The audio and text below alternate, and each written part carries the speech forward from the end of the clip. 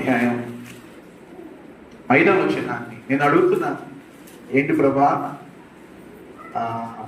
నాలో ఏమైనా ఇంకా నేను సరి చేసుకోవాల్సింది, ఎందుకంటే నేను కూడా మనిషినే, ఉంటాయి బలహీనతలు, లోపాలు. I'm not perfect. పర్ఫెక్ట్లోకి వెళ్ళటానికి మీరైనా నేనైనా ప్రయాసపడుతున్నా. మాధవి, హల్లెలూయా, ఆమేన్. సో ఎవ్వరు పరిపూర్ణులు కాదు. ఇంకా నేనేమైనా సరి చేసుకోవాల్సినవి ఉన్నాయా ప్రభా అని ఆ రోజు నా డివోషన్ టైంలో ఈ బలిపీఠం దగ్గర అలాగే 6వ తారీఖు యాక్సిడెంట్ అయింది. 8వ తారీఖు 9న మా మ్యారేజ్ డే.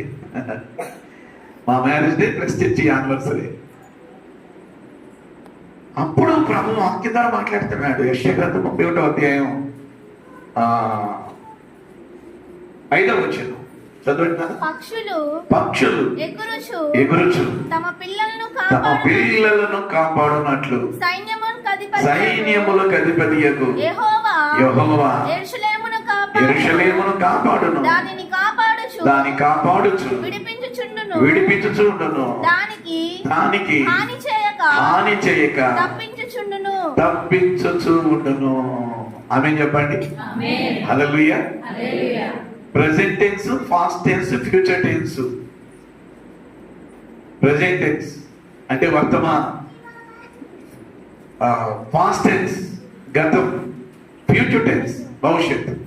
ఇక్కడ దేవుడు తన పిల్లలను ఎలా కాపాడుతాడు, ఎలా కాపాడబోతున్నాడో దేవుడు మాట్లాడుతున్నాడు. ఆమేన్ చెప్పండి. హల్లెలూయా, హల్లెలూయా. పక్షులు ఎగురుచు తమ పిల్లలను కాపాడునట్లు సైన్యములకు అధిపతి యెహోవా యెరూషలేమును కాపాడును, దానిని కాపాడుచు, చూడండి, విడిపించుచు ఉండును, దానికి హాని చేయక తప్పించుచు ఉండును.